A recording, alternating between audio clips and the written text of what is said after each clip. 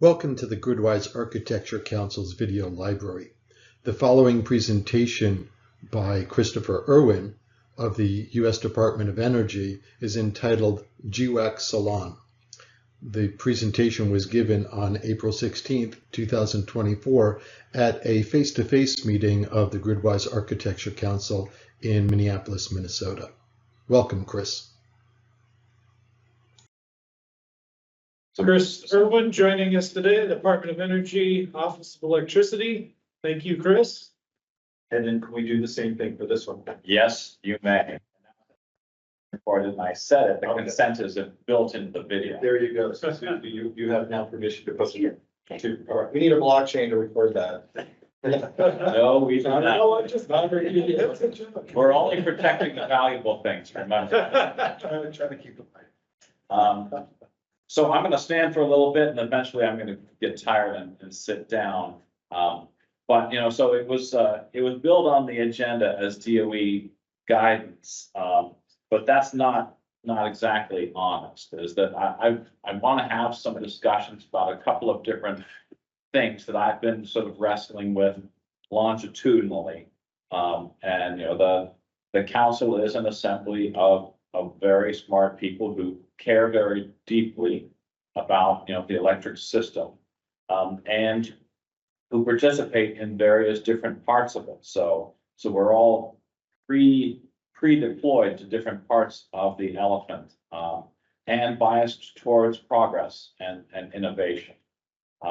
So what I'm proposing for this time is GWAC Salon, and if we'll move to the next slide.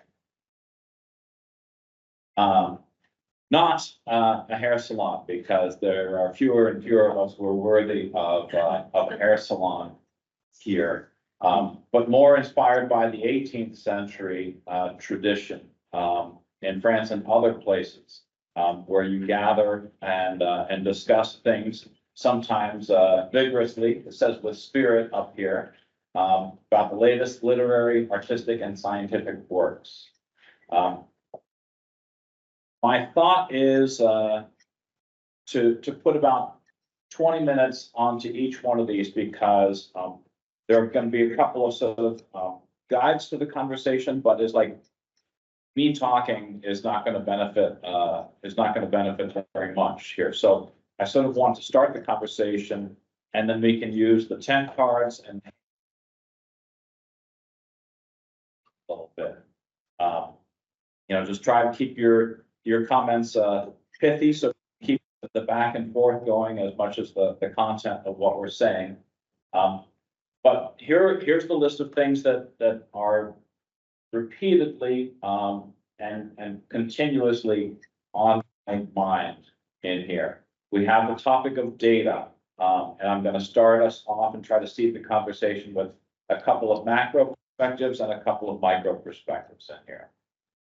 Next topic is grid edge and grid services. Within the Department of Energy, we have a lot focused on grid edge. There's a new effort on convergent planning and convergent R&D investment on the grid edge. How do you solar can't make progress without buildings. Buildings can't make progress without electric vehicles. And so we have more stakeholders within the Department of Energy that are acknowledging that reality, they're coming to grips with it. So it's sort of up to us and up to the Office of Electricity organizationally to try to articulate that best future.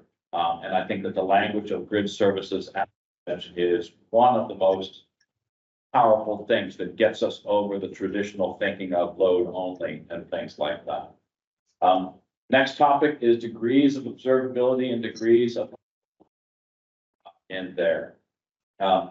This is sort of is borrowed, perhaps stolen, perhaps reinterpreted from Jeff Taft's work on this, but he's using the terminology of the only time it's worth exerting control is if you know what the right thing to do is. Otherwise, it's just random Brownian motion.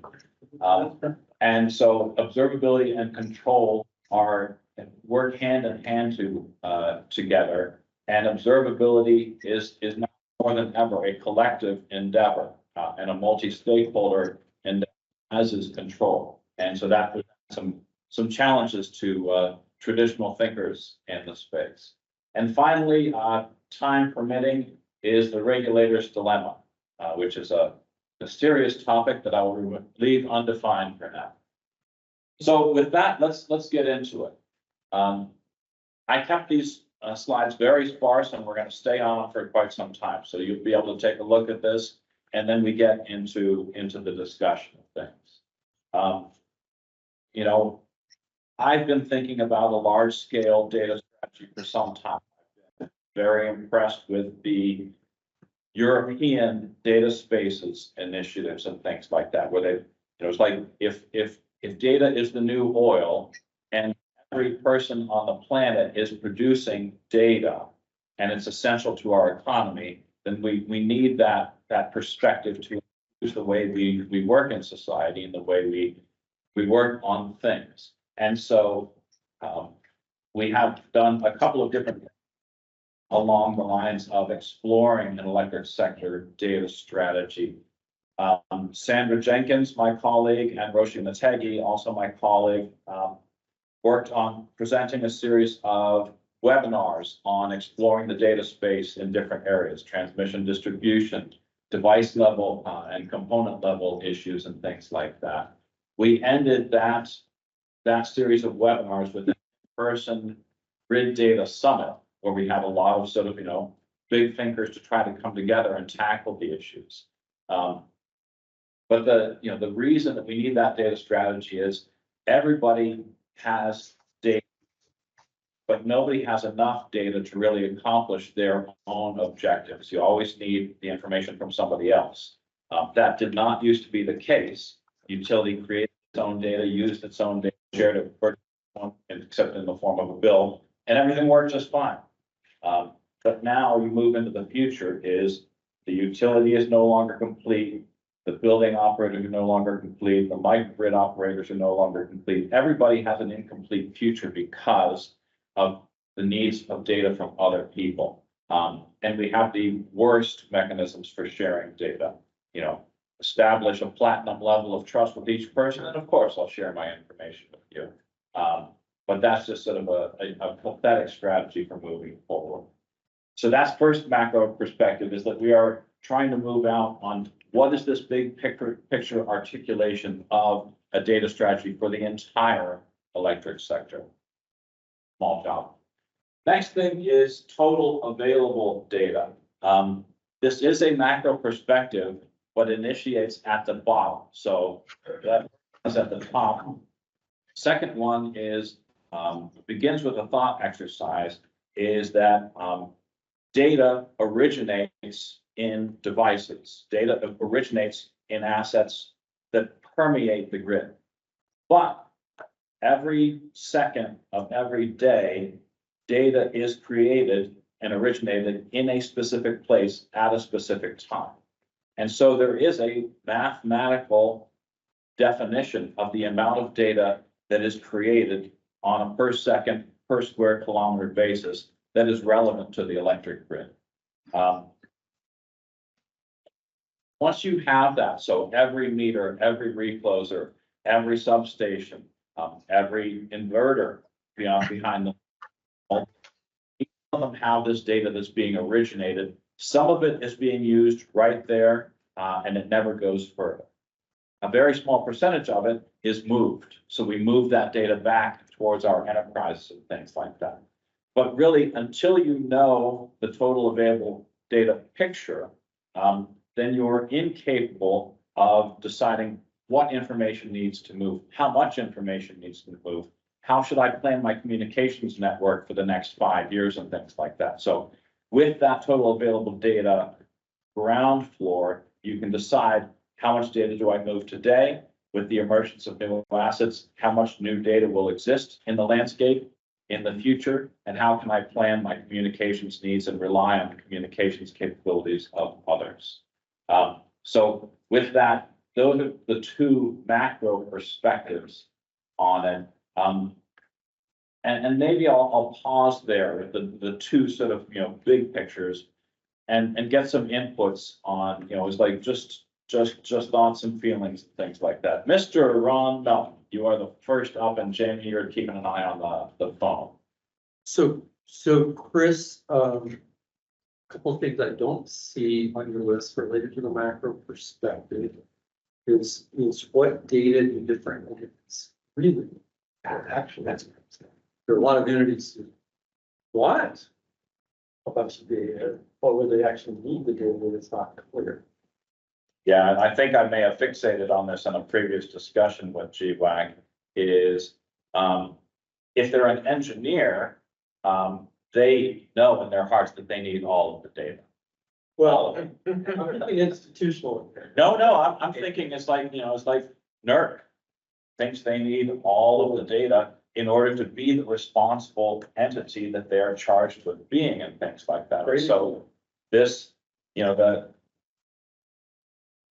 failure to grasp certain things on, it's like if I could actually produce a number of the amount of data created throughout the system, there's no comms network that could handle and things like that. So it's trying to teach people to think about acknowledging the existence of data and then thinking strategically about what information derivatives do I need at my level at the TD interface to understand transmission distribution interactions and things like that. Yeah, so then the related thing, which you just almost said, is what are the criteria to validate that any given entity needs any particular set of data?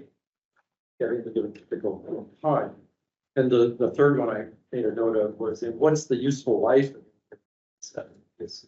One of the things Don Hammerstrom and I had quite a few conversations about around 10 years ago in the Smart Grid Demonstration Project was, a lot of the data that we were dealing with in the ones in the Smart Grid demo only really seemed to have a useful life of perhaps minutes or days. And do you really need to save that data after that, or do you discard it at that point? Right. So anyways, those are three Like thoughts I had for you. Well, I mean, I think he kind of really built on what I was gonna say, is I think when we first started talking, Chris, like, close to 10 years ago. 100 years ago. 100 years ago, our first project was really looking for communications, and I was saying, well, wait a second, what communications do we really need? Because that creates another whole problem that you kind of pushed on around, and I made a point in Ireland with Mark and others, is the building sector in the UN is really, really concerned about data centers. They're really, really concerned about how much power we're basically setting up in the system, where we're going to save all of this data. We're going to have hard drives, all of this stuff. And the solution to that is not to figure out how to make data centers more efficient, but we have to do that as well. The key is figure out our data requirements and eliminate as much data as we can to operational levels. So if I'm working on millisecond stuff, that stays in the microcontroller. There's no reason to kick it upstream. If I'm staying in the building level, all we need is services provided that moves on to the next side. We don't need to send all the data. So, and we do a really, really bad job of that. That should be a part of the discussion, is how much data we really need. This is a quick cycle. This is one of the properties that TAPS, elaborated in the planning and coordination framework. You're dealing with your data in each layer, and you're transferring very little data. That's right. Correct. And there's the concept is, there's a couple of things, is that how far does the data need to go? Does it always need to be the source or the raw data, or can it be a derivative product? And what is the life cycle of the data? I don't know if Jamie or Fro was next. I have Lorenzo. That's for him. I've got just a quick comment. Great. Lorenzo, go ahead. Okay, thanks. I was going to follow sort of where I thought Ron was going about what I'd call the architectural question about roles and responsibilities. Who's responsible to do what? And what I tend to feel that data needs follow roles and responsibilities. Who needs what, because they're responsible to do something. And in the changing environment with DER technologies, I think we can't just take the existing roles and responsibilities of the existing actors as a given and assume that it's going to stay the same. And I'm thinking in particular about two categories. One is distribution utilities, and that goes to the TD interface, but also it goes to third-party DER developers who may be developing microgrids, who may be developing local energy resources. And it seems to me that the industry as a whole, and particularly in the US, has not really come to grips with what are the responsibilities of a distribution utility in the new world. To what extent do we want to incentivize and encourage third-party developers to develop microgrids? Do we want microgrids at all? To what extent do we want to sustain the traditional monopoly structure of utilities versus enable competition to move forward? And it seems to me that we need to discuss those kinds of things in order to figure out what data is needed for what functions. Thank you, Lorenzo. I think that's accurate. It's like, what data do they start with? What data do they think they need? What data do they actually need? And what data do they deserve? And there's multiple ways to approach that, to approach the, once we've acknowledged the rich data that exists, it doesn't mean that we should move it. It doesn't mean that everybody should have it and things like that. I just had a quick comment, just, that also includes compensation, so MFB, what data is needed for MFB. That might move upstream, but you don't necessarily need the high resolution time series data to operate frequency response, right? So not moving things upstream.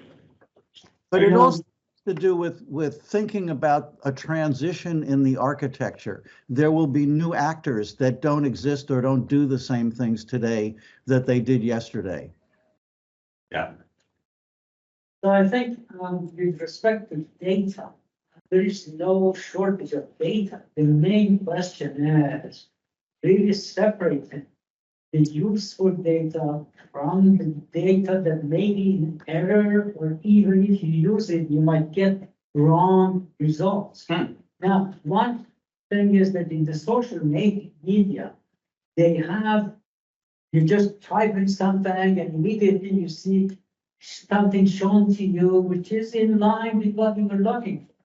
And so I do not see any role listed here for artificial intelligence, machine learning, and how you massage the data to extract information that's useful from the data. And then the information may be relevant if I'm a distribution utility, if I'm an aggregator, and so on, the kind of information that I need.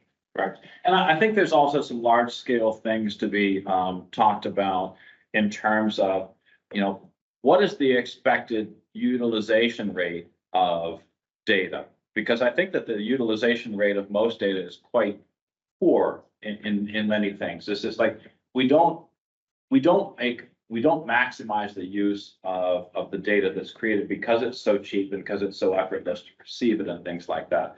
But nobody knows what responsible utilization rates is. It's like, where do you need to be strategic about making better use of a valuable data source? We don't have ways of understanding that landscape. And so without some of these strategy issues, we're a little bit in the dark. So Jamie, I just wanted to check, are there any other questions? I wanted to see whether I keep going down the list a little bit. Yeah, Ron Cunningham just had a comment in the chat. It doesn't look like it was a question, but Ron, did you want to speak to your comment?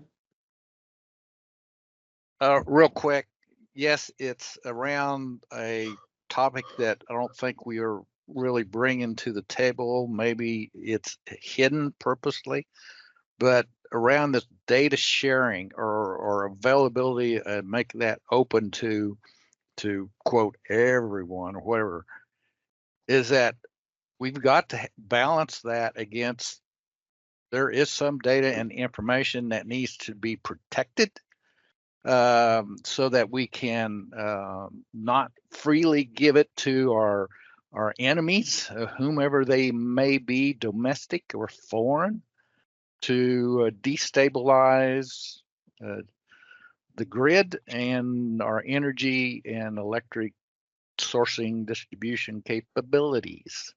I mean, there's a time that some of the information can be generalized and abstracted for other business partner use, but to blatantly just here's the data, have at it, and information, enjoy it to whatever design you want. I think that is something we got to continually protect against, even into this grand and glorious future environment.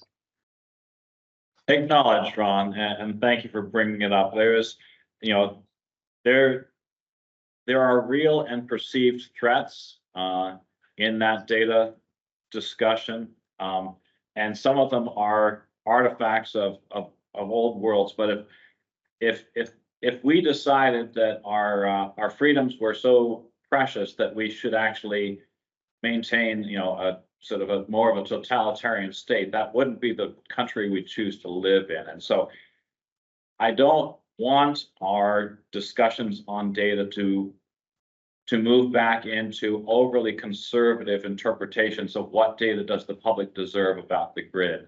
And I'm going to get into that a little bit. But Mark, last short comment before we hop a little bit. I think I'll go. Okay. We have two over here. Oh, I'm sorry. Mark, you had a question, and your question was being in a strategic position with the grid to see how entities are gathering data and receiving data and using data. Are there any insights that you're seeing about just the evolution of the utility perspective on data today? Yes. That's a great question. I think I'll use the analogy, just like cybersecurity, with zero trust architecture, cybersecurity is embedded in the first phase before you're developing anything. And I think with typically how applications or platforms are developed, they're developed with personas, you have these use cases, and then you kind of think of your data models and how you integrate. And I think we need to think differently and have the data models well-defined across an entire landscape. It's not just on the grid, but buildings and how things connect, and have that as your first start phase, just like with security, and everything built on top of that, the platform services. When you flip that, I think you'll find that you can create new application capabilities a lot quicker versus everything we do with data transformation and scalability. I've lived this for like the last 25 years, and we're still dealing with some of the same problems. And it amazes me that you have to think differently. You can shift that mindset. I think you'll have a different way of developing things. Are you talking about segmenting the data into usable chunks for different users? And is that what you're referring to? Say like initially, before you even start a project, having a semantic model, we have semantic models from all different places. It's unifying that model, and then everything else from platform services, edge services are all deriving from that one common model, and you can extend it. And I know there's different standards that try to look towards that, but we deal with, OpenADR, IEEE 23.05, they were based on a SIM model. And that's a good start, but when you get into the building side, those points of coupling, the way even like I work with a lot of R&D, and they still develop, the models are not part of the first stage of developing these platforms. I think if you focus on having the data as part of, just like cybersecurity now is done in the beginning, having your data models all aligned, not just on one application, but across the entire landscape, you're going to develop your platforms and applications. Yeah. Great. Thank you. Andy? I was thinking more just about the fact that, the data itself is pretty well defined. It's been for a long time, but the speed in which it's needed is definitely increasing. And Dalton brought up earlier, kind of getting rid of what you don't need and focusing on what you do need. I was just thinking about, operationally in a real-time environment, a lot more of that is needed now, real time, where before maybe it was more historical or system planning type functionality. And I don't think we're positioned or prepared to fully embrace that, especially when we have people outside of the. I think that area of focus potentially for us here. Well, one of my bosses, Gil Vindewald, has shown sort of like on a straight road is, it's like basically in a low dynamics grid or a slow dynamics grid is you don't need a whole lot of control to stay on a straight road. As you get more dynamics, then you get a curvy road, and it takes more control per unit traveled in order to achieve the same results, which is staying on the road. I think that metaphor is, the thing is interesting about that is actually we don't have any ways of sort of predicting the amount of information we need for a net increase in the dynamics of the system. So it's like, we'll know when we get there, or we'll just over instrument the crap out of it and then just feather back from there. But so there's a lack of strategic vision there. So I want to just cover the next three things because these are sort of more micro perspectives within this. Is Odin is the outage data initiative nationwide. So it is pure and simple an interoperability play of getting utilities to standardize the outage data reporting feeds at their OMS interface, at the OMS export. The idea behind Odin is that outage data that a utility can post to its outage map is a data destination, but that exact same data, that exact same resolution could be provided as a data service where this data is moved out, this data is available to APIs and things like that. And it's been actually one of our most successful open data initiatives ever, far more than Green Button, ironically. And so at this present time is underneath Odin there's two families of standards. One of them is IEC 61968-3, which has got the outage data terms. The other one is multi-speak. So we've got an IOU path and we've got a Muni and co-op path to achieve interoperability in there. Right now, the data on Odin is fairly simple. It is just the real-time outage data, which is can be logged, can be archived, and things like that. But it's just getting utilities to provide that feed and things like that. But we have now 130 utilities, 130 plus utilities participating, from extremely small cooperatives to the major IOUs and things like that. And it covers about 100 million customers. And so it's just a really big footprint. But it articulates the value of data that moves from a passive come and look at it to an active data service. Is that the number of use cases that you can use where the data arrives and fuses with your own data context is far more powerful. And so we've got some very interesting use cases. SNAP benefits, so the food stamp program and things like that. When there is a power outage lasting more than 6 hours, all of the customers subject to that outage are entitled to a bonus SNAP program to replace spoiled food and things like that. The way that the SNAP benefits administrators in the states would do this is call up the utility and say, were there outages? How many were there? Were there in this area? It's basically a game of Marco Polo in order to administer this. And it could be administered automatically as a data feed with barely any effort from the utility. So you change this manual onerous process for both parties into something that's extremely fast. Other use cases that are just sort of out of the ordinary is Tesla is very interested in the Odin API because we have this API managed up there where they're interested in it for understanding resilience. They're interested in it for anticipating outages and things like that. But charge network operators and other parties can use this data if it's cheap and easy to use. And so animating the data surface for public service and entitled to compensation is all kind of built into this example of Green button, I'm assuming many of you know about that, the Customer Data Access Initiative, standardization of the data service and things like that. Lots of good ideas, great customer empowerment ideas. Really hasn't launched, really has not taken off, has not taken over the world since it was initiated. There's a variety of failures around that. One of them goes back to the utility fears of sharing data. They're afraid to share data because they're afraid that they'll be held responsible for it in case of a breach and things like that.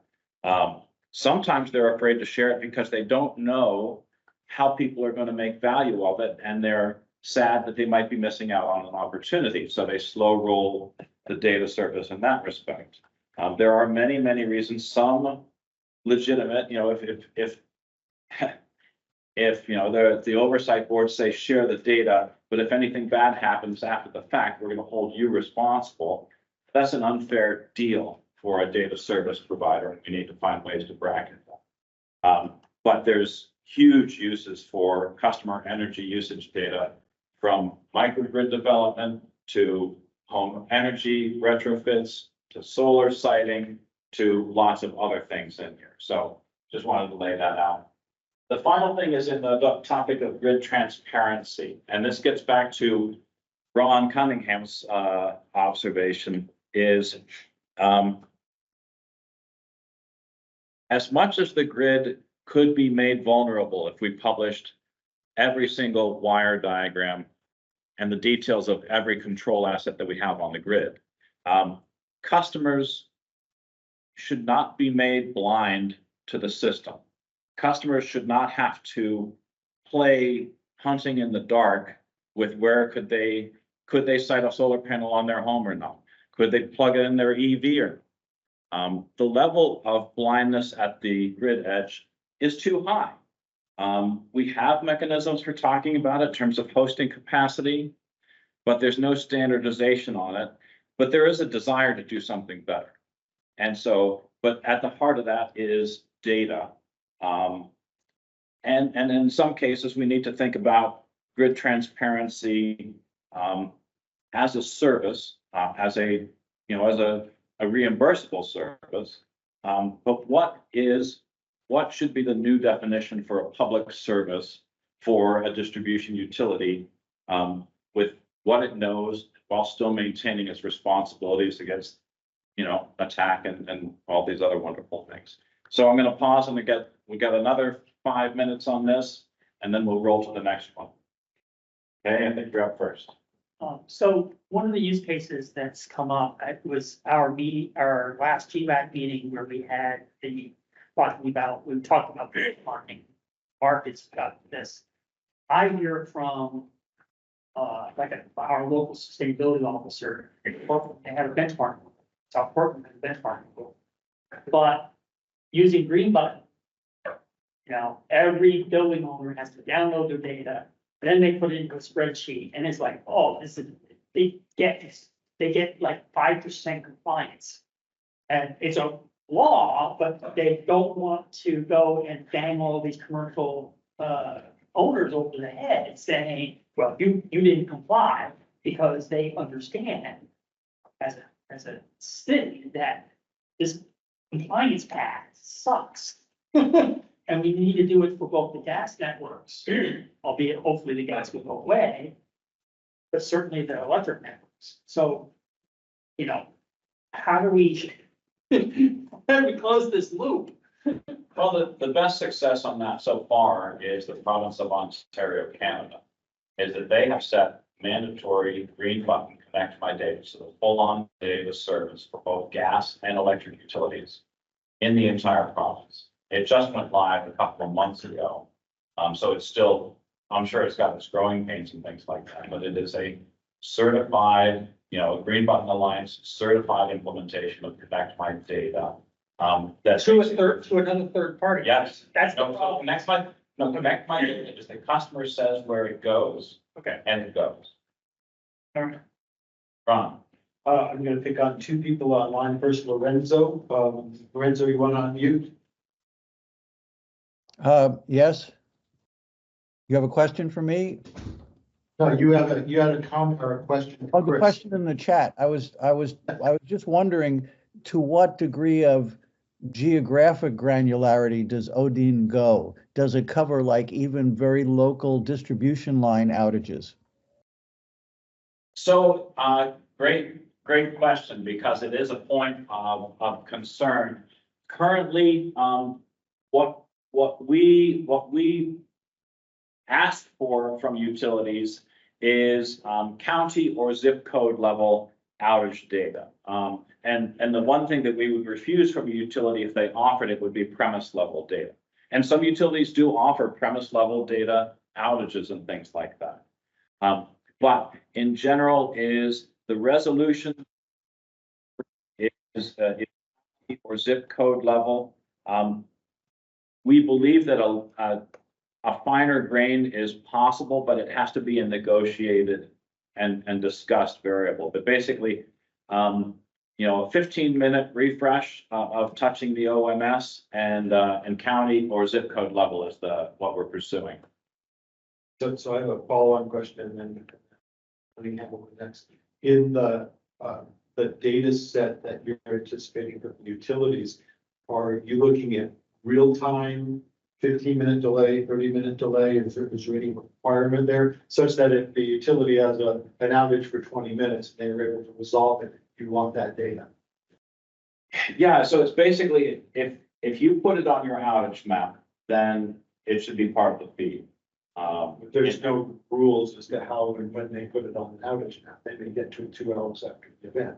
No, so they don't handwrite those outage maps. It's a feed. It's a feed from the OMS and things like that, and they don't have it on tape delay or anything. So, all right, let's go to Cunningham. Ron Cunningham, you want to raise your point? I'm not sure it's a question. The other use case that I mentioned in the chat about Odin is leveraging its existing or extending its infrastructure and modeling and coupling with the outage assistance by the utilities to locate scarce sources of grid field gear that they're needing, and they've already depleted their known sources and they're scrambling to find other stuff. So it might be a way to better communicate the need. That's excellent. And it's like that's the thing, is that once this outage data is easy, it has within enterprise uses and external uses as well. And so we're looking to try to assemble those. And it's, Odin has its own agenda, which is just it is a social good to make that data available. But it's also a little bit of an opportunity to teach utilities what it would be like to be an energy and information service provider, which would be a wonderful innovation in the space and change the way utilities think about themselves. Yeah, I have a question about Odin and one about grid transparency. Odin, you mentioned outages that are going on. Do you also do anything of planned outages? For example, what will be on outage tomorrow or 2 days from now? So we've had some very productive discussions with PSPS, power safety, shutoff announcements and things like that. Because, as we've, slowly gotten some successes in the real-time outage data, we've thought about the outage data life cycle, which is, outage prediction, and then, outage announcements is planned outages. Then you have the real-time outages, which immediately begins to be paired with estimated time of restoration. And finally, restoration, but it's the life cycle doesn't end until the state and federal, the EIA, EIA 417 forms are filled out. And so we would say that if Odin could be curated, used in real time, and then massaged to be an automatic filing of an OE 417 form, that would be the best possible case, that the automation saves a lot of effort from end to end. Yeah. And regarding grid transparency, the information that is needed, for example, by customer having information of the grid. No. It's only the information that impacts. You mentioned hosting capacity, but there is also this concept of dynamic operating level. You must have heard it from Australia. Oh, yeah, I like it. So those are the things that are most useful closer to the grid edge. I would like to know just what are the boundaries that I can inject into the grid or not inject, maybe use my own storage. So that would be a useful piece of information. Correct, it's like, the ability to accept energy, temporally and spatially differentiated. So my comment builds on what Bruce just said, actually. That is, for most consumers, that's the edge of the local system. It's not the consumer that's actually going to do any of that. It's, on the Pacific North or on the GWAC Peninsula demonstration, one of the things that was learned was if you were lucky to get somebody to think about their energy use for about an hour a year. So the real use of this data is by third parties who provide services to consumers. Like I've looked into rooftop solar 2 or 3 times, and every time I've done it, the provider, what's your address? Is this your house looking on Google Map? Yeah. And then they estimate your roof area and all that. Oh, yeah. It looks like your house can hold a 20 kilowatt system or whatever it is, right? So it's the third parties are incredibly important in a lot of these. Exactly, and if we could get to outage predictions and things like that, think about how you could pre-charge electric vehicles in the, 6 to 12 hours before an event. You can't do that with gasoline vehicles, is actually charge 80% of the vehicle things up to a full up, where they could be either for the home service or for departure and evacuation and things like that. So, Well, there's a local outage just came up with my house. Yeah. Yesterday. Did we have an outage? Yeah, it looks like it. All the lights are blinking. How long was it? Is Yeah. the food in the refrigerator still good? next slide, please. This salon has ended. Orphea, do you want to put your? This salon is in. Oh, did I miss you? I'm sorry. So the question, so go back to the previous slide. So Odin does, so I went and looked at the Odin map, right? So it does aggregation at the county level. Yeah. Right. So thankfully, boring day, right? It's not like a whole lot of fronts moving through. Yeah. So you've got 7 to 9 within the county, right? Is being reported. Boring days, I don't think it's particularly valuable, right? Because it's really dispatch, right? Is this really to handle major events and those type? Is that really the use case you're looking at? Yeah. Presently, it's like, it's what the public could benefit from. So it doesn't really lead into the operational position. Right. So that's where Odin plays more in a geographic scale. And then, Dr. Belton and I are both have smart home apps for our co-op providers, right? So when I bring up the outage map, right, it literally tells me straight from the outage management system, hey, Bruce been dispatched, here's your estimated time, right? You know you're out, it's not just you or your street, right? Yeah. So I'm not walking around looking for jumpers and stuff on the lines, right? We're telling where the tree is, right? I mean, because you can call into PEC and you'll talk to the dispatcher. Right, hey, there's a tree here, it's in between these 2 pole numbers, right, arrows down, we're going to send it through. But that level of data is primarily used for limiting calls for those of us who did trouble calls for decades. Yeah. Right, so that's the use case. I mean, if you got that, I don't know at a national level how hopeful that is. And so that's a really interesting thing, because it's like, that is outage data, same data service. It's like, it's the same data service, but it wouldn't be going to an outage map. It would just fill into a text message to you, the customer. Right, and then to get to the where I'm trying to go around and taking the long road to get there, back to Ron Cunningham's comments about mutual aid assistance, right? So at some point, I've got, hey, a tree on the line or other stuff. But when you get into major things like a hurricane or winter storm Uri, where you lose big equipment, you have to pull in mutual aid. I don't know how much you can get on that straight out of an OMS set through a feed, right? I still think part of that still requires a human in the loop to do the damage assessment, because outage tells you no current, right? Yeah. It doesn't tell you giant tree on top of your transformers, Right. right? And send a crane in your transformers, right? Yeah, and outage data is a product of data fusion, across the energy. It's like, it's AMI plus SCADA plus, Right. plus the public calling in. All that. Nice. So, okay, thank All you. right. Next one, please. All right, grid edge and grid services. So on this grid edge is, so it's increasing attention, at DOE and elsewhere. And the power of grid services to try to differentiate, that, but essentially, in that grid edge, we have the proliferation of stakeholders, lots of different entities and the types of actions that they can take, charge network operators, people with storage, people with generation, people with electric vehicles and things like that. And so the flavors of stakeholders at the edge of the system, are, diversifying a little bit.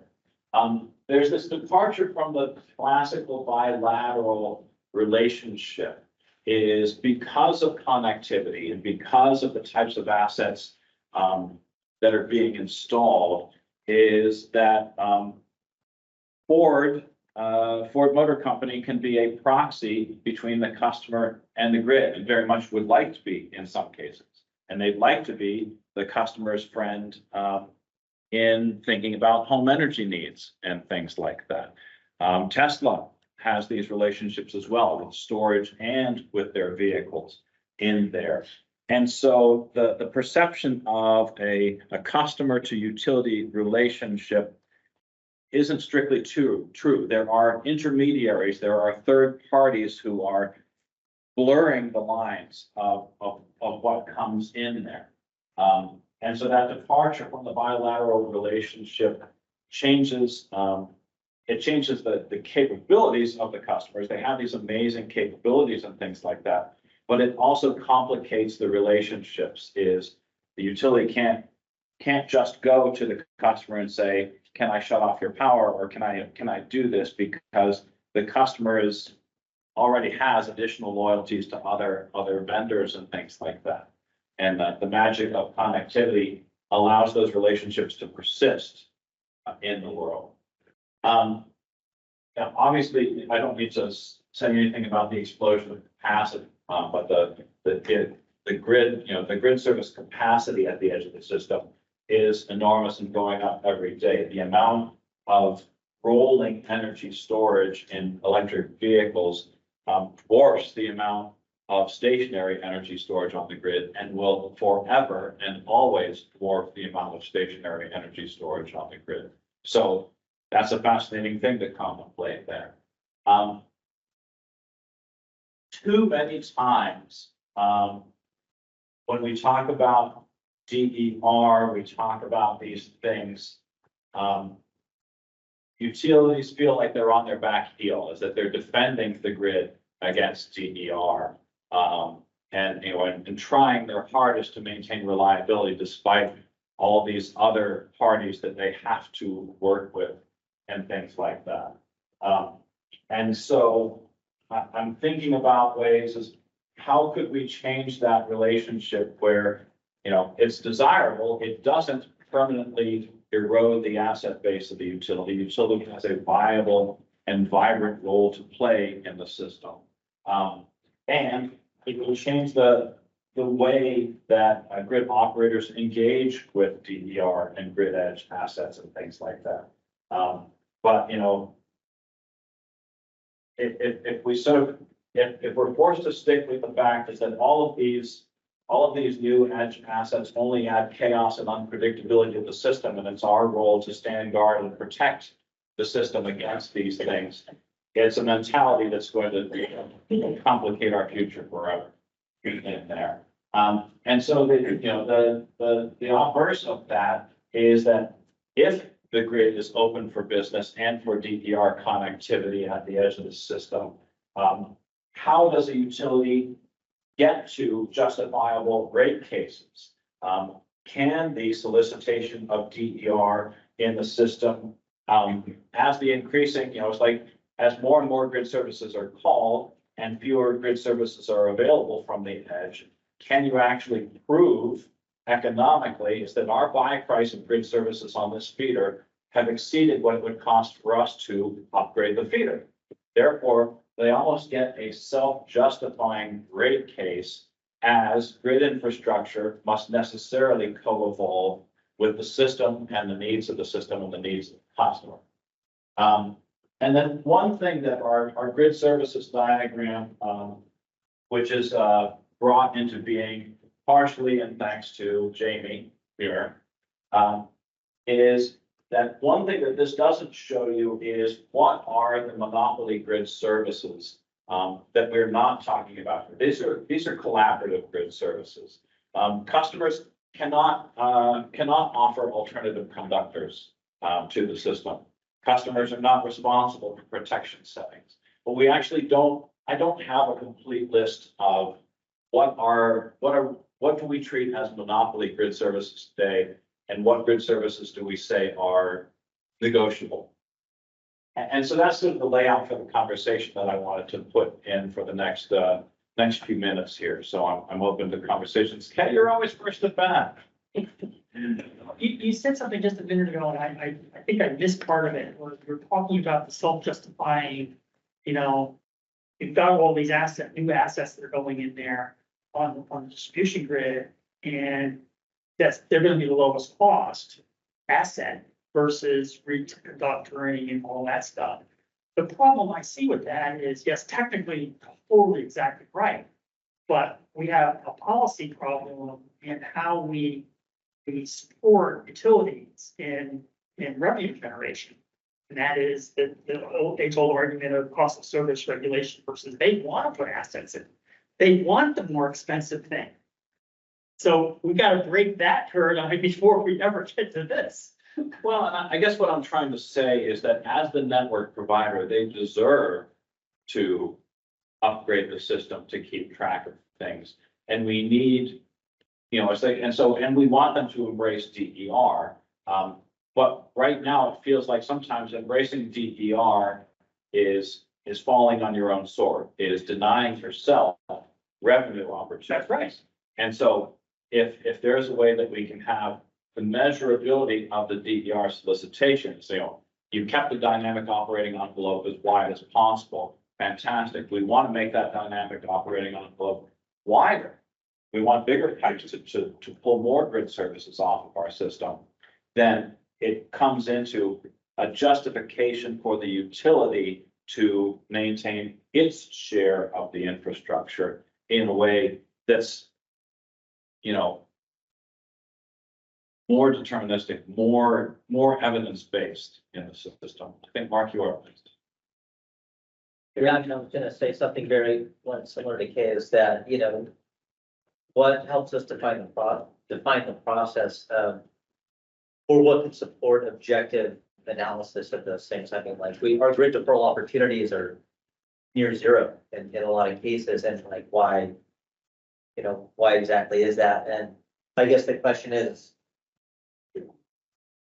I don't see the privacy structure in here. What's more important? How do you help standardize that competition of ideas or whatever you want to call it? And knowing there's greenhouse gas minimization, and how does that maybe override or dictate this sequencing or the prioritization of it? I don't know how you balance that in here, because they're so related that if you say, well, we really need this because we have a threat vector here and we need to mitigate that. Well, how does that compete with Just to take this one off of Chris's hands a little bit, because we've been discussing this is about the value of the service and contracting, right? These services discuss the requirements from a physical and temporal perspective. So how you would communicate the needs of the service, how you build your rate case or modify your contract agreement or value those services. Definitely carbon plays into that. Energy equity can play into that. All those things play into the value that's provided in that exchange. So this was developed more as a technical guide rather than that, how do you build your agreement? How do you value the service? I see Jamie and Mark. Yeah, I have a chat hand, if Baruch came up, and then a couple chat hands that I'm holding after. Great, Brooke. Okay, a very interesting diagram here. There's one question I have. You talked about grid service and then you talked about distribution utilities, but these services in the middle are primarily bulk power services for the distribution Yeah, Jamie. utility. Some other services, such as base balance, for example, is an important thing. The bulk power, the electric power system is supposed to be phase balanced because of statistics that if you go up the, the transmission level. So basically, where does, since this came from you apparently, where do the Came from a t-shirt. distribution grid services come into the picture, and how can the distribution utilities leverage? So I'll start and then Jamie will fix everything. So right now is that what you're saying is true, but these are both distribution and bulk power grid services. However, some of these grid services are at the transmission level are provided by assets plus markets. Sure. In the distribution system, these grid services are only provided by assets. And so the voltage management service is provided by the voltage regulator. Right. And so it's a physical asset. And so what we need to do is to be able to define what is the grid service capacity of the voltage regulator and what excess grid service capacity do we need to derive first from DERs and second from potentially upgrades or other things. But I think these markets are hidden in hard, long-lived assets that depreciate over long periods of time, which is enough. That's why I use the word primarily bulk power service. Yes, Some of them are both, exactly. like voltage, as you mentioned. I would only just add that if you look at the physical requirements anywhere on the distribution system, you could define those requirements in terms of these physical attributes, right? And that does not mean that you couldn't provide voltage at the end of a feeder by using an IDR. That we've proven that we can manage voltage that way, right? So whether it exists currently is different than whether it could exist. Great. Chat questions? Yep, so I think some hands went down, because actually Ali, you were up before Lorenzo originally. Go ahead, Ali. Yeah. Sorry, I comment I was going to make is that the realization of grid services needs a holistic approach. The observability, controllability, especially at the interconnection level. Basically, one has to look at the whole life cycle. Currently, one of the problems on grid services is that the folks that are responsible for basically reliability of the grid, or basically acquiring grid services, do not trust the grid edge assets providing the services the way they expect the services to be performed or offered. Also, and as a result, the level of compensation that available, incentives to provide to the customers to be able to indeed provide the required voltage or frequency or other capabilities that are needed for grid reliability, the incentives are not, very well, formalized. And so the whole issue, I think one has to do, Chris, what you brought up, what data is a very important element, that being able to look at the whole process and then perhaps at the interconnection level, assessing what services that may be needed, what kind of a telemetry or what kind of a metering is needed, so that there is a observability rather than coming after the fact issues. So kind of this whole thing needs to be addressed in what I mentioned at the beginning, in a holistic fashion, from the end to end, from the grid edge to the control center operation, to the grid operation, etc., and all the requirements, and when brought together and addressed in that manner. Agreed, and I think there are dimensions of product quality that aren't present, we don't have a good handle on. And, the other thing is, we don't even really have I don't think we've got good, strong working definitions of our current providers of grid services. Is what is the product quality of the regulation service? It's like, well, it's really high. It's like, are you sure? It's like, no, it's actually really, really, like, there's no quantitative expression of these things. Mark, I think do you have another chat question? Lorenzo had his hand up. Lorenzo? Okay, thank you.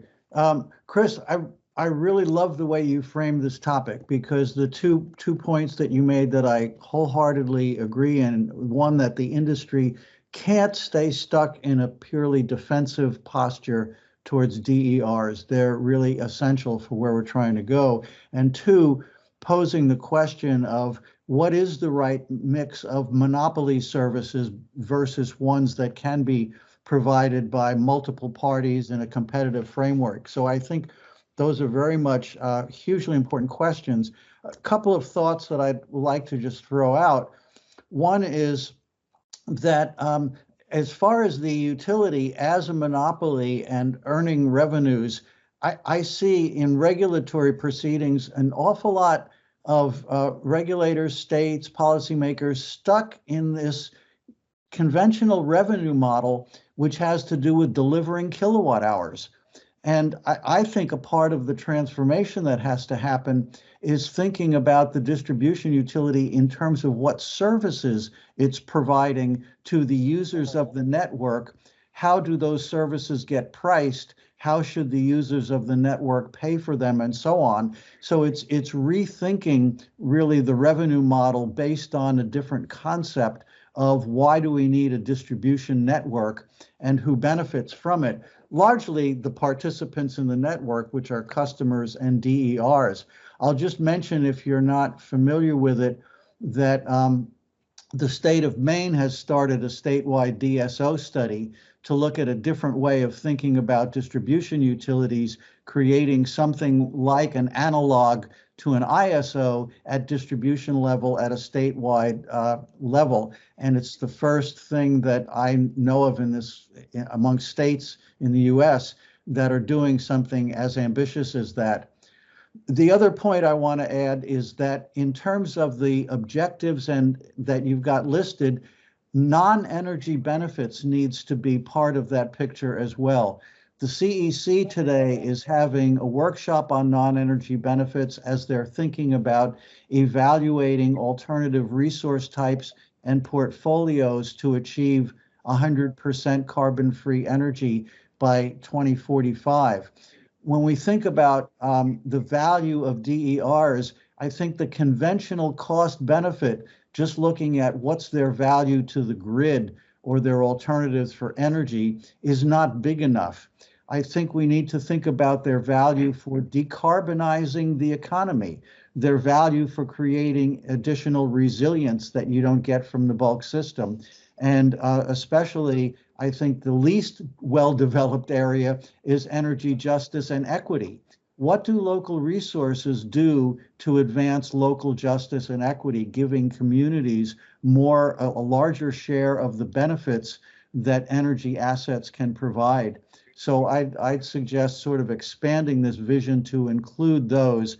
The CEC did just decide to open a new proceeding that'll probably start this summer to look at ways to measure non-energy benefits, and it was prompted by a very smart petition that was filed by the Center for Biological Diversity. I'm happy to provide stuff if you haven't seen those things. Thanks, Lorenzo. So are we? So yeah, one quick comment. We also have some work going on that, Lorenzo, so maybe you and I can take that offline. I've posted. Okay. And the ESI document, and then Mark Ortiz is up before we go to the next chat question. I was just gonna say, great information, coming from a utility and being in system planning, I think this is very difficult because of the processes that they have, they're still in place. And to think of the distribution level and the nodes of that model, and then all the data to even validate this, justify non-wires alternatives on a feeder level, and look at those benefits. That has to change not just the tools have to be there, but the process and methodology. I think they want to do that. It's very difficult. So somehow, from an architecture perspective, we can look at how we do that, because they follow the same way they've done transmission planning and distribution level planning, and using like sign dist and using, low profiles to where there's a lot of dynamic data. It's only going to get bigger. Like one of the new Itron meters, they have 32 kilohertz waveform data. No. That have been a lot of this information, but the utility would struggle with having that integrated with customer information, with some of the demand side programs integrating that. So I think it ties back to that data topic. But this has a shift on how you think about planning. Agreed. Distribution transformation work to that end. We have one more question over here. Yeah, 30 seconds. 30-second question, Stephen, make it quick. Yeah, for sure. Thanks, Chris. I echo kind of the other comments and stuff. I think this is a great slide. Can you speak to kind of the value? This is kind of where I'm at with my company. A lot of good talk, a lot of good noodle, but can you speak to the value of demonstrating, right? So you guys have already done GWAC as well, accustomed to this. You guys have already done transactive energy. It speaks to all 6 of these bullet points. And so can you just speak to, demonstrating it, but not from demonstrating it from a pilot standpoint, kind of what Kay was talking about, back in 100 years ago, but actually demonstrating it with teeth to make it 100% going forward. This is the new approach, right? Because what I see a lot of demonstrations do is they do well with scoping value, but they don't do anything to make it long lasting. So can you speak to that? Thanks. Yeah, and so it's like, is that a demonstration or a pilot is a construct, and people are in sort of, it gives people enough space to not believe or not take the next step. And so you have an erosion of the value of having done the demonstration or the pilot in the first place. To a certain extent, for me, it just comes back to finding the willingness of the participants. Is their pain hypothetical, or is their pain real? And is their pain going to reach a decision point that can be informed in a timely manner with the demonstration? And so for me is that, the flexibility to pursue these ideas and look at sort of this is more possible in the cooperative and the municipal space, given their permission structure and their business operating position, is that they're more likely to sort of look at this as a co-optimization opportunity. And so for me, the proving grounds is in these smaller entities, or or with those, well-intentioned and driven and innovative bigger utilities, but they have to do a lot more hoops, and they have to satisfy a lot more people in order to do something aggressive that could be turned into a scaled program. Great. Thank you.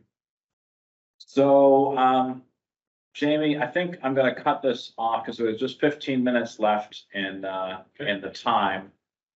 Maybe we can catch something over lunch and just go to this one. As usual, the regulators are going to be shortchanged. Maybe we can pick it up at lunch, dinner, or scotch later on. But again, is the sort of ideas that I'm wrestling with is this observability and controllability of the system. Is when you look at receiving grid services from distributed energy resources, it's like you want to shake hands with the person who just got done cleaning all the horse stalls or something like that. Just the working with the unwashed. It's like, so I could have this high quality service where I push a button and it happens. It feels like I've got direct control over the whole thing. And pivot to working with this wishy-washy, unpredictable thing while I'm being held to reliability requirements and things like that. I get penalized if you fail me. And that doesn't feel right. there's a couple of things that I've sort of, worked to question. Is that, most utility grid operators think that they have direct control, but classical direct control is that you are physically present to initiate it.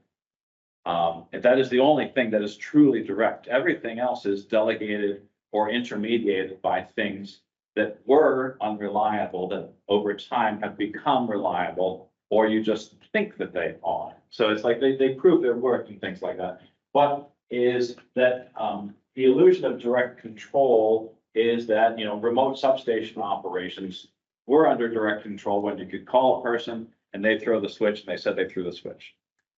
This thing of the machines informing you that the switch is thrown and you have enough redundancies in to get some confidence in it, leaves people with the impression that they have more direct control than they truly have. And so I think there's an opportunity to re-envision. We have indirect control of far more things than we have direct control over in the system. But, even within the control, within pursuing control, we have the direct control, we have this delegated control where either the asset itself is an intelligent, electronic, an IED in a substation, and it is delegated to exert control locally in a high confidence environment and things like that. But nonetheless, the control is a delegated function out there. So we already are pushing some decision-making capability out, but we're thinking about more. And then we get into these, into these other things where there are real assets out there that can perform real control functions in there. But there is the utility, and then there is the third-party vendor who's providing, the inverter, and then there's the customer itself that's giving consent or revoking consent in there. And so this is sort of this class of indirect control. So what we're trying to figure out is how can we move forward to make the seemingly unreliable into a reliable service? And we've done it with thousands of things in our society. Uber was the one I was talking to Mary about, is that is a wildly unreliable service that is made reliable through the normal mitigations that we do in human society and things like that. Every time I press a button is I'm going to get a car there, or that car for some reason fails, hits a pole, something, another 4 minutes and another car is there. So the reliability of the service is up, not because the unit level reliability is there, but is that drivers are motivated to make it to the pickup point because that's how they make their money. And that the way the system itself fills in and creates reliability in it. We don't know how to do that with DER. You look at electric vehicles, smart charge management. And it's like, how can I rely on an asset? I don't even know if it's just going to drive away at any point in time. It's like, it's ridiculous. But of course, there are thermostats that can be overridden. It's like, it's a perfectly static device. Nobody's going to move their thermostat, not even an inch. And yet it is, it can be perceived as just as unreliable as an electric vehicle just up and moves or drives away, or they just decide not to participate. So we don't have any tools to, in multi-party, approval mechanisms, we don't have ways to provide proof of control or evidence of control. And so in my mind, there's an idea of a chain of custody of control where utility wants this control service. And it may be through the customer's consent plus Ford Motor Company, plus whoever owns their storage device and stuff like that. So you've got this intermediated control. How does the utility, at the end of the day, get confident that the service is going to be provided? That both the customer and Ford and and battery storage provider all consented to the service and they've agreed that it exists.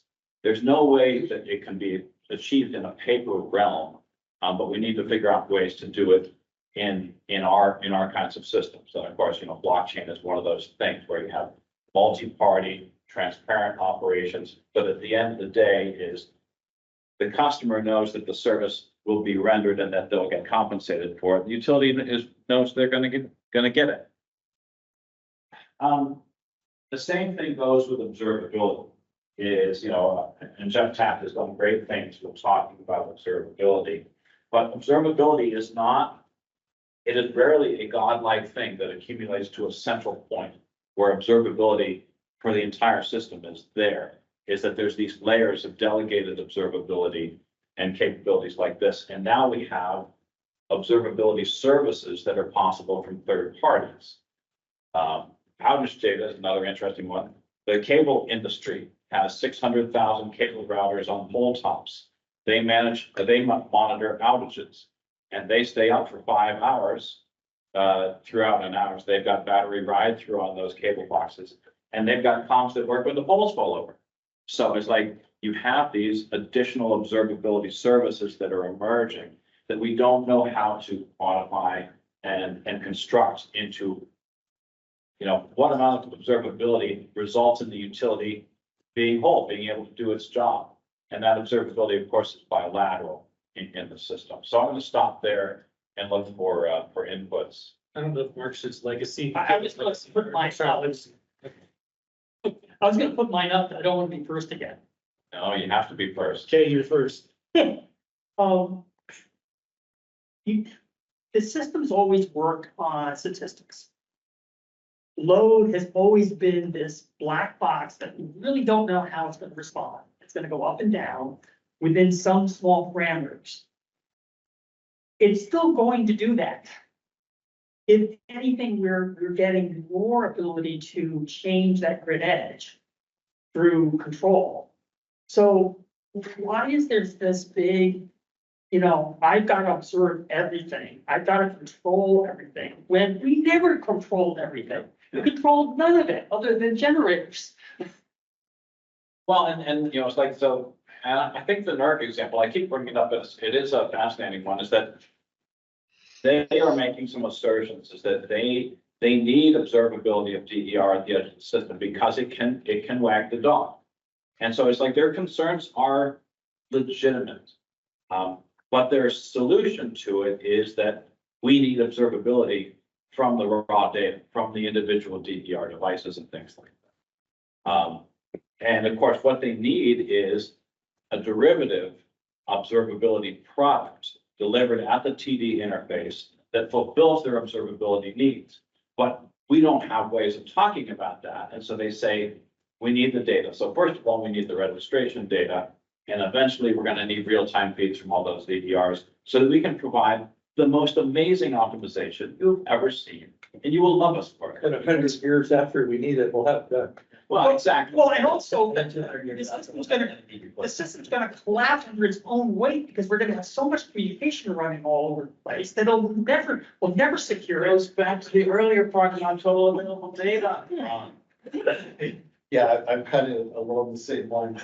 I think about this as the centralized versus decentralized solution. And you're converging to a centralized, but the world is very decentralized.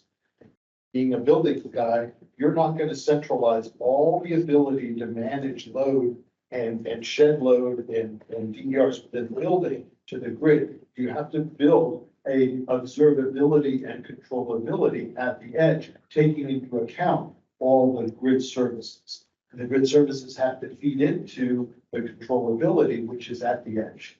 So I think there's some, it goes back to the data model, and I was kind of asking Mark when he said, especially about the structure of data has to lead to the controllability and the control responsibilities and authorities to be able to do something with it. Yeah. So if the observability exists, but it's not discoverable, well, shit. Yeah. And if you don't give the right entity the ability to take control of their own destiny, because you're limiting the observability, limiting that data, you run into the problem where we have today, where, OpenADR gives you a signal into the building and says, go do something. And so, well, I don't know what to do with that other than, well, I'm going to shed load. Well, I'm already shedding load. I'm micromanaging my comfort to energy consumption level to the nth degree, there's not much room there unless there is either an incentive or there's a code responsibility or like a lead point that you get if you do that. It's amazing what drives people to get that plaque on the wall. I don't know if you guys are familiar with LEED, but LEED is a plaque on the wall. Yeah, yes, it has some nice value to it at the design phase. And it insulates that part of the wall. And it does very much, especially if you think of that. It's a thermal bridge. But at the end of the day, you're still managing a building and you have to keep the occupants safe and comfortable at the same time as you're managing your budget. So I don't know where. I have, jumping on the phone, Ali, and Ali, could you introduce yourself to the folks here really quick? Just. Ali Ipakchi, I'm with OATI, been ex-Gridwise, kind of have been working with the team. Quite groupie. Sorry, I'm the new, everybody else here obviously knew you. He's upstairs. I think this is a very good topic, and the way I kind of have been looking at this is that this thing can be encapsulated in how do we operate a VPP? A VPP that's composed of 30, 40, 50,000 individual assets. You know, when you look at the large power plant, there are a lot of details involved in how you operate a power plant. Now, operating a VPP to supply grid services requires a fair amount of attention, you know, how that VPP operates, you know, how you ping every asset every 15 minutes or every hour to make sure they are there. How do you allow opt-outs and opt-ins? There's a whole lot of disciplines that if one kind of bring things up at the VPP level, that now we have a VPP and we got to operate a VPP. What it takes to operate a VPP. And then looking at technology and then what are the technological capabilities available for operating a VPP on a reliable and dependable fashion. Certainly you need observability, you need controllability, but the details of it, that this VPP is composed of, you know, so many thousands of diverse assets with different programs and different characteristics. And how do we assess the available capacity of that VPP at any given time? And then how do we ensure, make sure that most capacities are available, or that whole, the Uber example is a very good one because of the technology used on the back in managing the whole process. So the VPP operation, how do we operate a VPP? That technology and the disciplines needed for operating VPP becomes a critical element here. And I don't think industry has started looking at this thing in that manner. Yeah. Thanks, Ali. Ron, I think you have the last word. Yeah, it's sort of build a little bit on what Ali was saying. You know, one of the things you've alluded to multiple times in this particular section is the tendency of utilities to want to revert to some form of centralized operations with finger on the button. And of course, this is the challenge to get people to understand how to approach the world from a distributed control and coordination point of view with a collective distributed problem solving, which is a lot of our grid architecture is now about. The other that you also provided an example of with the Uber example is a question from cybersecurity as well as from things like the grid. Can you compose a secure system out of inherently insecure components? Can you compose a reliable system out of inherently unreliable components? The answer is not always absolutely yes, but the answer is generally yes. Mm-hmm. Agreed.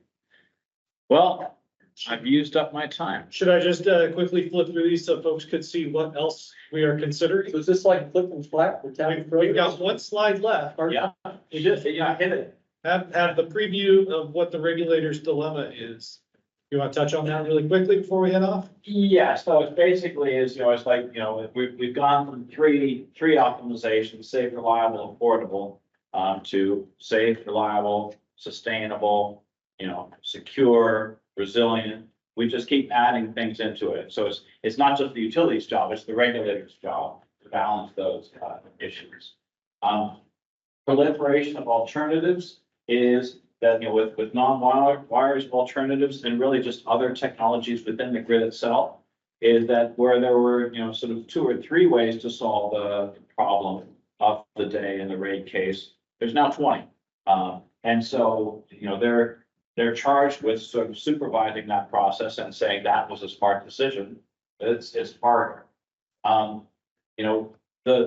The sector interdependencies really comes with transportation, but transportation planning and grid planning need to be indexed against each other, but we don't know how, we don't know how often, we don't know where, and things like that. But it's another thing that's coming in. It's like, we're making this great plan and we're going to greenlight this utilities investments, but is our Department of Transportation greenlighting, a heavy duty trucking corridor that's just going to blow our assumptions out of the water? And so there's that.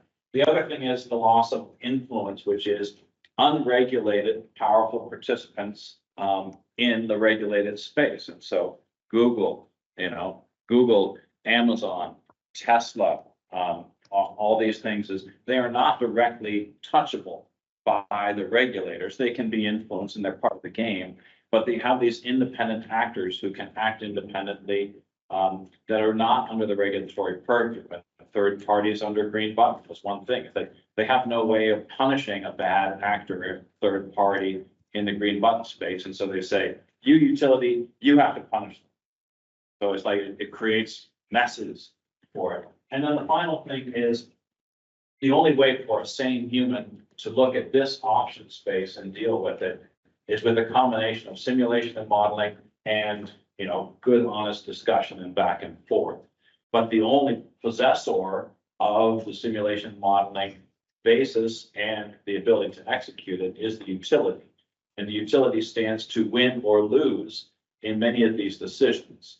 And so it creates a loss of impartiality that's a risk in the system. And so just the posit was, is there a computational platform, a computational resource for evaluating options that needs to be under the jurisdictional observation of the regulator? The end.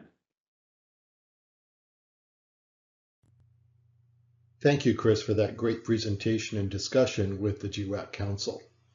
If you'd like more information about the Gridwise Architecture Council and our activities, please visit our website at gridwiseac.org and subscribe to our YouTube channel shown here for additional videos on similar topics. Thank you.